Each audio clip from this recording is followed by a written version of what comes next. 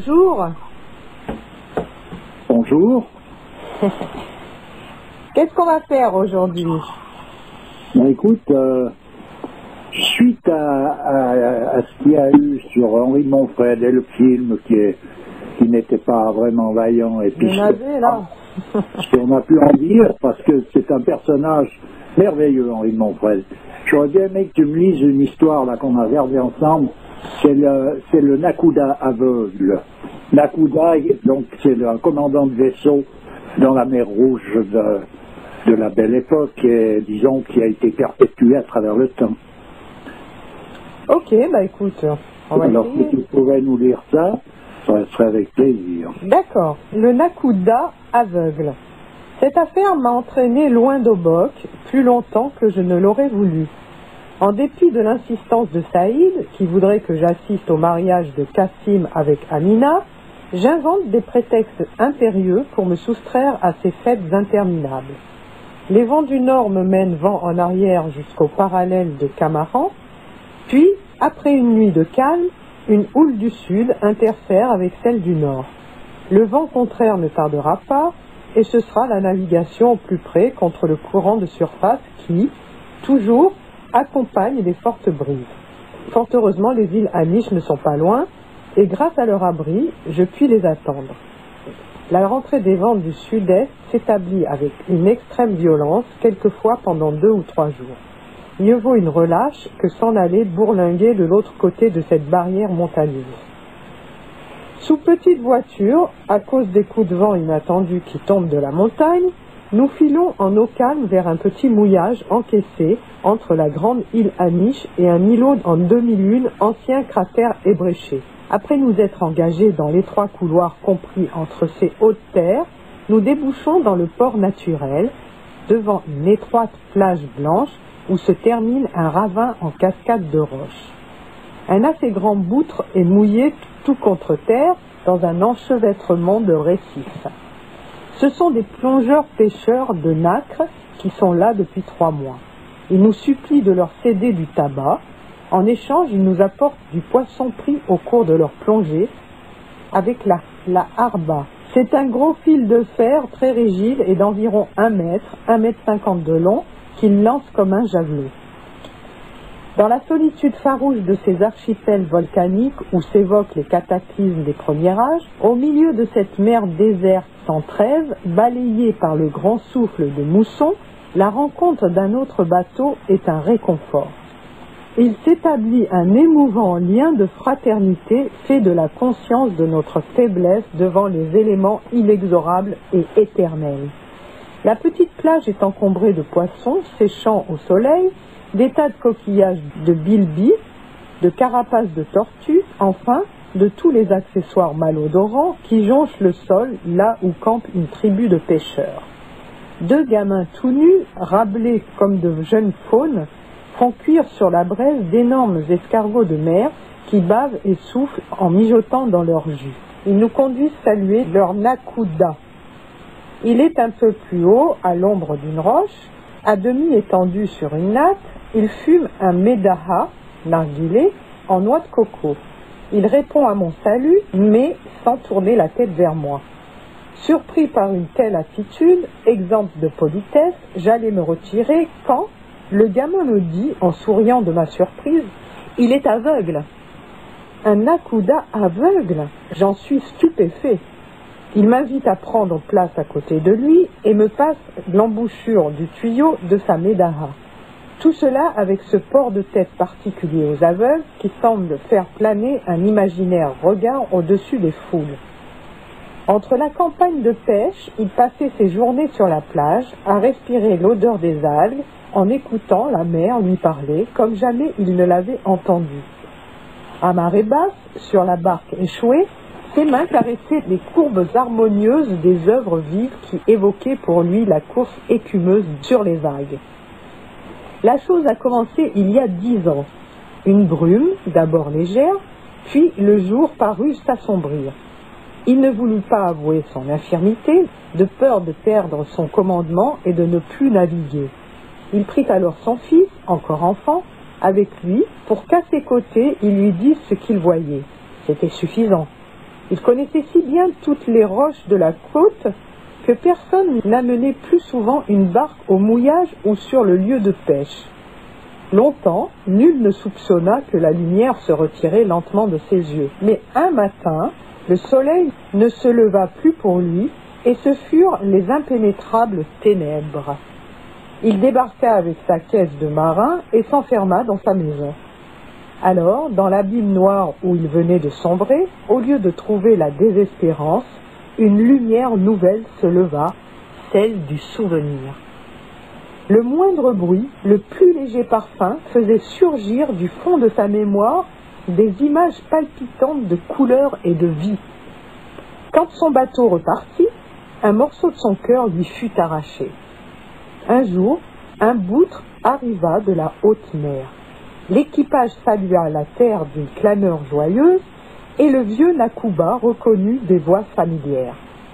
Immobile, il entendit tomber l'ancre.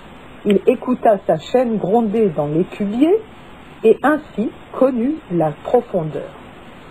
Les poulies jetèrent un long cri modulé, c'était la voix de son navire, et le vieil aveugle éclata en sanglots. La barque où, pendant 20 ans, il avait conduit ses hommes aux pêches lointaines sur les grands récifs verts, revenait après 3 ans d'absence. À la campagne suivante, au jour du départ, on le trouva dans la cale, blotti sous un tas de voiles. Alors d'instinct, ces hommes simples comprirent. Ils allèrent à terre chercher son coffre de marin, et il reprit sa place de Nakuda sur le gaillard d'arrière. Depuis de nombreuses années, il dirige le navire vers les bancs lointains, connus de lui seul. Un détail signalé suffit à lui faire reconnaître une île ou un rocher. Ces hommes le vénèrent comme si une lumière surnaturelle était en lui, c'est là celle du souvenir. Telle la lampe perpétuelle d'un sanctuaire, elle éclaire en lui les images des choses à jamais disparues. Là, sous cette roche, ce vieil homme qui n'a plus Dieu entend la mer se dérouler sur le sable. Sur son torse bronzé, la tiédeur du vent passe comme la caresse de l'espace. L'odeur du poisson séché, la fumée du feu de bois, les âcres relents de morceaux de bilby et les voix de ces marins halent leurs pirogues, tout cela entre en lui et il voit. Je comprends à présent le mystère de ce regard qui semble planer sur les hommes, car l'aveugle en lui porte un monde. Je laisse le vieillard à son extase et je m'en vais, doublement ému par la tendre sollicitude que ces hommes rudes et primitifs témoignent à leur vieux chef infirme. Ils le garderont avec eux sur cette mer d'azur et d'émeraude au milieu de ces îles de corail jusqu'au jour où, sur l'une d'elles, ils enseveliront sa dépouille. C'est vrai que c'est un beau texte, hein? Bah écoute, tu vois, voilà la manière de vivre de ces personnages, en parenthèse primitifs, ça a été bien expliqué dans nos histoires d'école. Entre guillemets. Voilà comment ça se passe. Ouais. Et mon frère, il a une manière très éloquente d'exprimer ça, c'est un homme intelligent. Je dis ça parce que d'après les films qu'on peut voir sur lui, c'est tellement minable. Il le décrit même. C'est les écrits, etc. Il faut lire ses aventures écrites par lui-même. Ouais. Et là, on a affaire à un grand personnage. Voilà. C'est un aventurier qui a fait les 400 coups, il n'a pas fait n'importe comment. C'est là où on peut de nouveau voir ce que représente le destin et puis la manière dont on le vit. Moi, j'aime beaucoup cet homme et franchement, je pense que ça vaut la peine de lire son œuvre. Vraiment, ça vaut le coup. Surtout Claline, parce que c'est palpitant, c'est de l'aventure véritablement, et puis c'est fait par un homme intelligent. Alors une aventure d'un homme intelligent, c'est pas n'importe quoi. Voilà. Et puis il aura plus loin, il va construire un nouveau bateau là, prochainement, suite à ce récit là que tu me dis. Ouais. Et il va engager un marin qui lui a été, tous les autres marins se sont mis en travers. Pourquoi? Parce qu'il est prétendu porteur de malchance. D'accord. Voilà. On appelle ça comment? La Shabaka. Il est Shabaka. Quelqu'un qui est porteur de malchance, c'est quelqu'un qui est Shabaka, par opposition à être Mubaraka, c'est-à-dire être porteur de baraka. Le mot chance, en fait, c'est le mot profane, parce que, en fait, ça veut dire plutôt bénédiction. Bien voir de quoi il s'agit. On aura l'occasion de faire un constat là-dessus, parce que je pense qu'on n'aura pas le temps, là, dans celui-là, de développer tout ça. Mais il y a bel et bien dans l'expression ce côté malédiction et bénédiction. Mais enfin, disons que il faut voir la nuance, il faut la voir de près, voilà. Oui, d'accord. Oui, on peut parler de Henri de Montfred quand il a voulu, donc quand il a engagé ce personnage, son marin, là, Jobert. Donc ces marins se sont opposés à ça en lui expliquant qu'il était Shabaka, donc porteur de malchance. Lui, évidemment, il n'a pas tenu compte de ça. Il n'était pas, et pour lui, ça n'avait pas vraiment un sens, beaucoup de sens. Alors donc, c'était une superstition?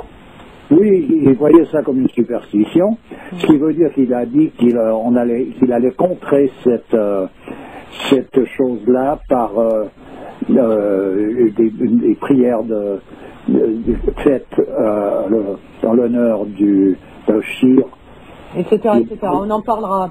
Ouais, qui est enseveli donc dans cette île, là, qui est enseveli à Obok, et ensuite d'un rituel où il y a un sacrifice d'un animal qui va être mangé, etc. Enfin, il y a toute une fête qui va avec. Bref, ces marins, tous ces gens se sont reliés à ça, et puis bon, tout est rentré un peu dans l'ordre. Mais ça n'a pas été comme ça, dans le sens qu'à un moment donné, quand son bateau, il est sorti son bateau neuf, son bateau n'est jamais rentré, dans le sens qu'il a sombré avec. Voilà. Et là, il s'est rappelé qu'il avait un marin qui était Shabaka. Il s'est souvenu qu'il s'est rendu compte de l'évidence de ce genre de choses, c'est qu'il y a des personnages qui portent avec eux la malchance et d'autres qui portent avec eux la chance, pour dire les choses comme dans ce langage-là, quoi. Encore un truc karmique. Oui, de toute manière, mais après, le sens que ça a et qui porte quoi, il y a un moment donné, il faut en revenir à tout ce que comporte la destinée de quelqu'un et la raison pour laquelle les rois du destin sont impénétrables. Oui, tout à fait.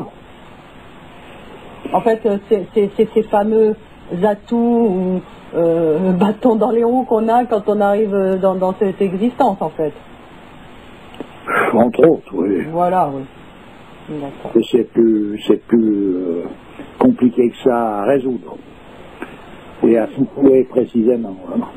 Vous savez, mais bon, il y a des gens qui viennent avec des facilités, d'autres qui viennent avec des complications, et puis on ne sait pas pourquoi, mais c'est comme ça.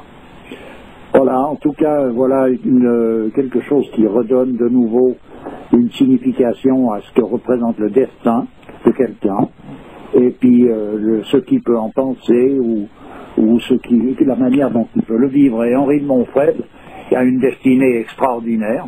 C'est quelqu'un qui a un destin hors pair, dans le sens qu'il est dans des aventures extraordinaires, et qu'on ne peut pas improviser, mais il les vit d'une manière, ce qui fait sa vraie nature, son vrai choix. Le choix de quelqu'un consiste justement à vivre ce qu'il doit vivre avec une attitude, et lui il est démonstratif de ça, et il a été reconnu comme tel par tout le monde arabe et noir dans lequel il a évolué. Donc dans le monde traditionnel, ils l'ont bien repéré pour qui il était, pas pour quelqu'un d'autre. D'accord. Okay. Et ce que les gens n'aiment pas, ce qui n'est pas aimé de Montfred, c'est qu'il est en contradiction totale avec la législation qui se veut de législation civilisée. Il est dans l'interdit. Il est constamment dans l'interdiction. Mais pas dans l'illicite. Voilà, et c'est lui qui a laissé des plus belles traces de la France dans les pays occupés. C'est pas les gouverneurs. Oui, oui, c'est pas les colons. Non.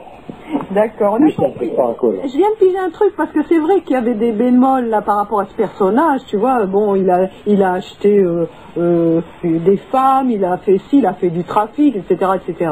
Mais si maintenant... Oui, mais faut lire son truc. Voilà.